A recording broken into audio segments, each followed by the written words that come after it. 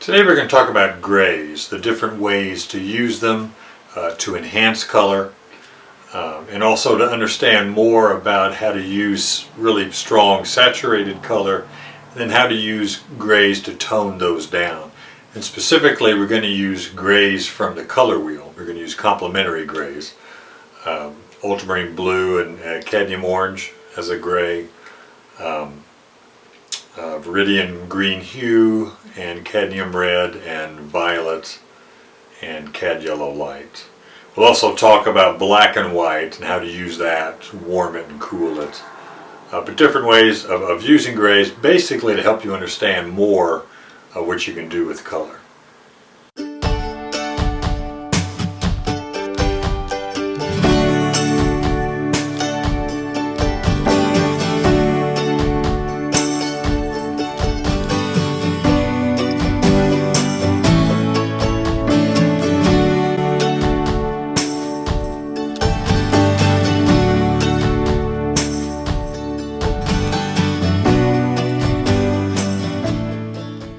That is the image we're going to be using, and we're going to paint it fairly strong. The local color I see, I want to think about it without muting it much, if any. You've got the violets here. I want to put them in very strong, white and yellow ochre there in the sky.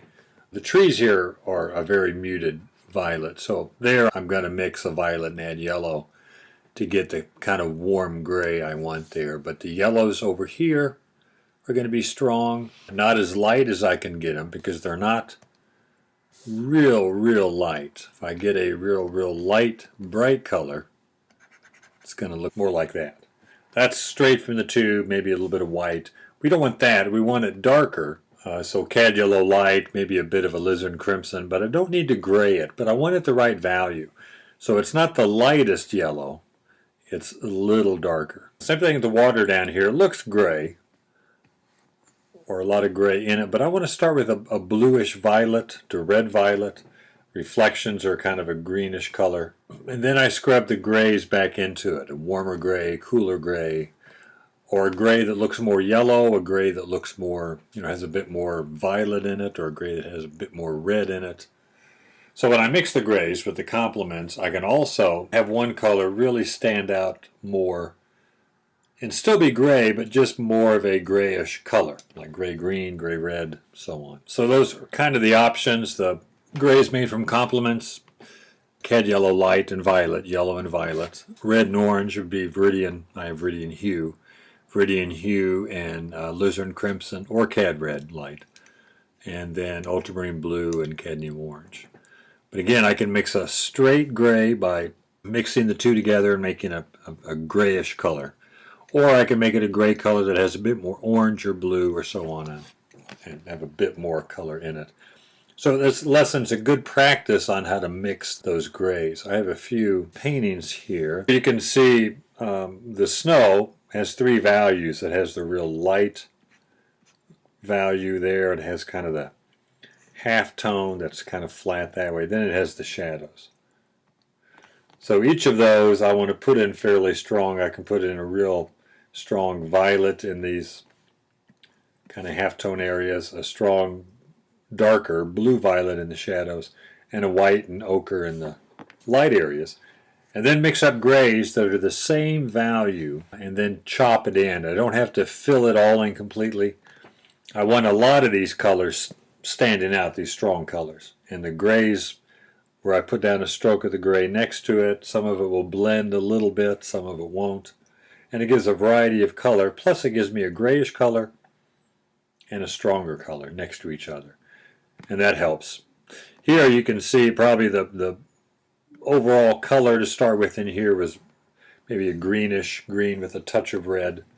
Then adding gray, gray violet, kind of a gray red, gray green. Add all the colors and values that you see in there. You can really see the grays in these.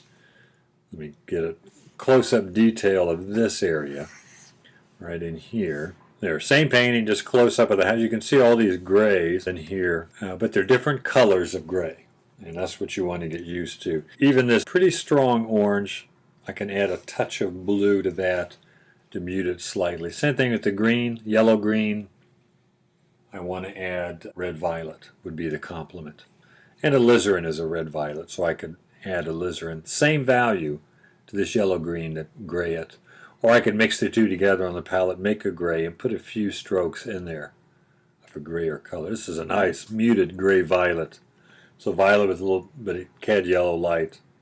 But you can see the grays back in here, and then spots of strong color. You might even, not sure of the quality. You can see the spot of blue there, kind of a blue violet there. Real strong blues here. But it's these grayer colors, the gray violet, gray red violet, gray green, that are next to it that make these colors pop a little bit. This is orange and blue, these brown looking areas. And then the gray. So gray or stronger color, and then just chop them in together. You know, one more. This is a Hanson Puthoff, California painter. The last one, by the way, was a Aldro Hibbard. He uses a lot of gray in his paintings. And here also, the definite color here is a bluish violet. Definite color here is a violet, warm violet, yellow green, have a blue violet there, and all these strong colors here, yellows, yellow ochre, some yellow greens, and then chopping in, same value, but grayer, going from either a flat gray to gray with color. And at first you'll get things too muddy, or you won't get them gray enough, or they'll be too bright because you started too bright or didn't add enough gray to it. But that's how you learn, knowing what you're supposed to look for, and then repetition, doing it over and over. And but this is a good way to really learn how to control the intensity of your color. And these are some grays I mixed up that I'm going to be using. And I'm, again, using complementary colors. This is ultramarine blue and cadmium orange. And in the middle is kind of the neutral color, half blue, half orange, or enough of both that gives me kind of a neutral gray. Here is a little more blue, and there's a little more orange, so I have a warm and a cool gray. Then I have the violet and yellow, cad yellow light, and dioxazine purple.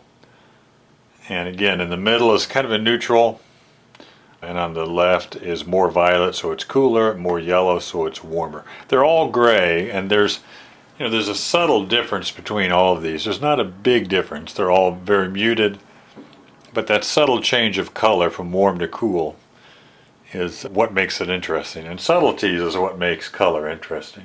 After you get things blocked out, basic values of the planes, those subtle color changes are the things that I think make things work. This is it's red and green. I don't remember if I use cad red light or alizarin, one or the other. This might be cad red light and viridian hue. And again, neutral, warmer, more red, more green, cooler. And down here is black. I'm not going to be using it, but it doesn't have as much color. This is black and white, and this is black and white with a little orange, and black and white with a little blue. So again, a cool and a warm of those as well.